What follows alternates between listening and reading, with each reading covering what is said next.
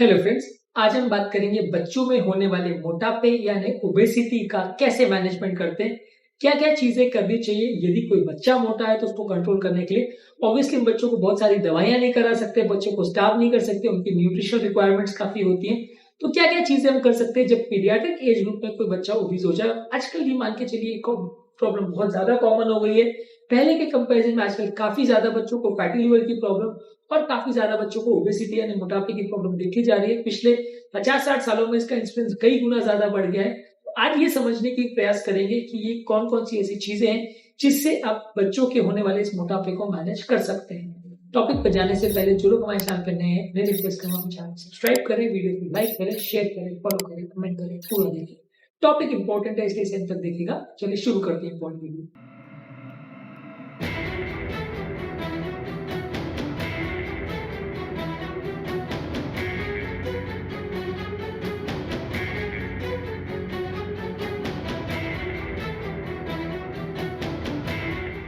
सबसे पहला, आप बच्चों की लाइफस्टाइल चेंजेस करिए, उनको एक बैलेंस न्यूट्रिशन करवाइए जिसमें फल, सब्जियां, होल ग्रेन्स, लीन प्रोटीन्स और हेल्दी फैट्स हो। उनको क्या खाना है इसका प्रॉपर आपको ध्यान देने की जरूरत है। यदि आप बच्चों को बहुत ज्यादा जंक फूड या कैलोरी वाला फूड खाना अलाउ करते हैं, आप ये सोचते हैं कि बच्चा है बाद में सीख जाएगा, तो ये बहुत बड़ी भूल है। ये बहुत बड़ा कारण होता है जिसकी वजह से बच्चों में मोटापा होता है। बच्चों में होने वाले मोटापे के क्या कारण होते हैं उसको ऑलरेडी हमने अलग अलग वीडियोज में डिस्कस किया, उनको जरूर देख लीजिएगा। पर ये एक बड़ा रीजन होता है कि बच्चों को जंक फूड या ऐसा फूड जो मानते हैं अडल्ट लोगों में नुकसानदायक है, वो बच्चों को खाना अलाउ कर देते हैं। हमें ऐसा लगता है कि बच्चा ही तो है, क्या फर्क पड़ रहा है, लेकिन बाद में जब वो बच्चा मोटा हो जाता है तो भी प्रॉब्लम क्रिएट करता है।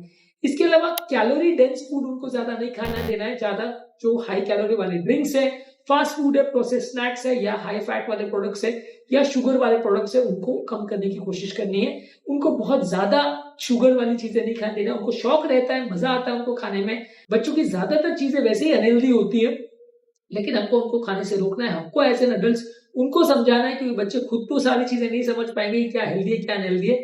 जब मोटा हो भी जाएंगे तो भी उनको नहीं समझ में आएगा कि मोटापा उनके लिए नुकसानदायक है और लॉन्ग टर्म बीमारियां लेके आएगा।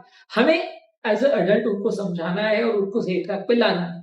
इसके अलावा पोर्शन कंट्रोल भी करना जरूरी है। बच्चों के साथ अक्सर ये बड़ी प्रॉब्लम होती है कि बच्चे कितनी क्वांटिटी में खा रहे हैं उस पर कोई कंट्रोल नहीं रहता। बच्चे अपने हिसाब से कुछ तो भी खाते रहते हैं और पेरेंट्स भी उनको और खिलाते हैं। उनको ऐसा लगता है कि बच्चा कम खाएगा तो नुकसानदायक है, इसके चक्कर में बच्चे मोटे हो जाते हैं।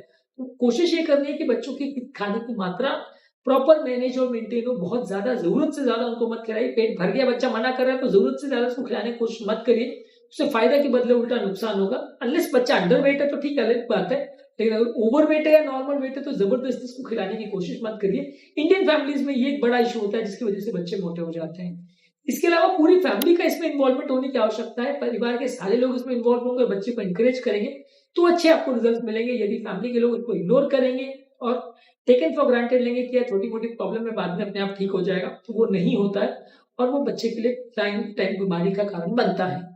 इसके अलावा बच्चे को ओवरऑल हंगर को कैसे रिकॉग्नाइज करना है और भूख शांत हो गई इसको कैसे रिकॉग्नाइज करना है, सोच समझ के कितनी मात्रा उसको जरूरत है उस हिसाब से खाना खाना है, ये आपको प्लान करवाना है। बच्चे कई बार ध्यान नहीं देते, कब भूख लग रही कब नहीं लग रही, जबरदस्ती खाते रहते हैं। कई बार जितना उनको खाना दे दो वो खाते चले जाते हैं, जिससे मोटापा बढ़ता है।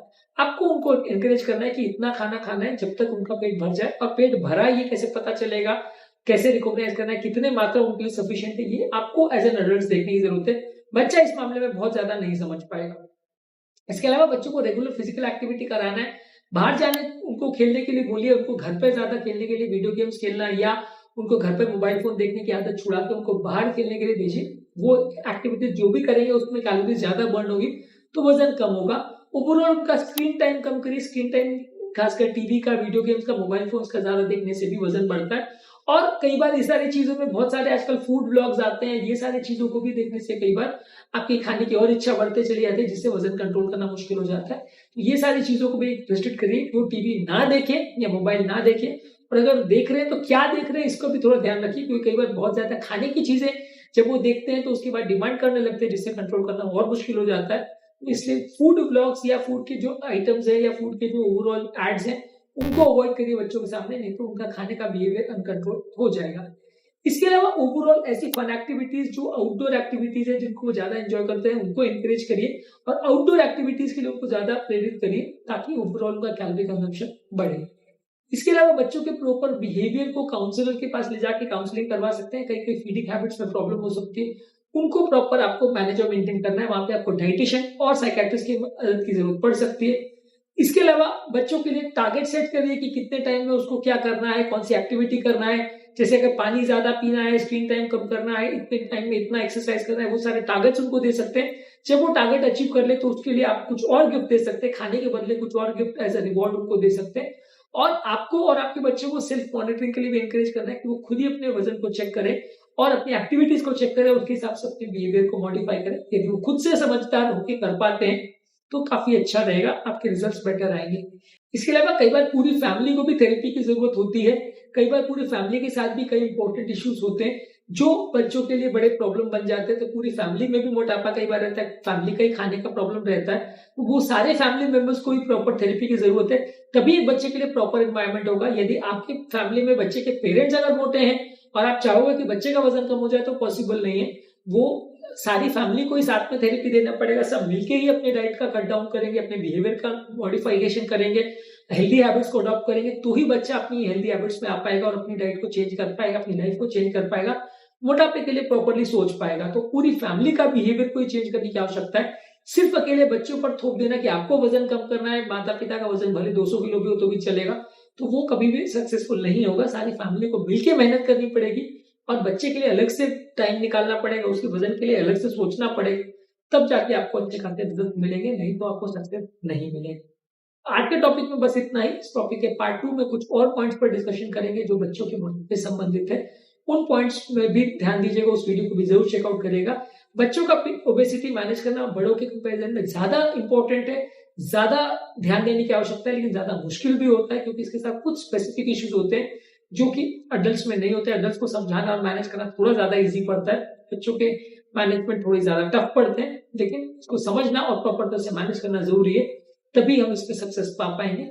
हम इस टॉपिक को आगे फिर कंटिन्यू करेंगे अगले वीडियो में। तब तक के लिए आज के टॉपिक में उम्मीद करूंगा कि आपको कुछ नई बातें जानने को मिली होंगी टॉपिक एंड करने से पहले। तब तक के लिए हमारे चैनल को लाइक, शेयर, फॉलो और सब्सक्राइब करें और वीडियोस को रेगुलरली देखते रहें।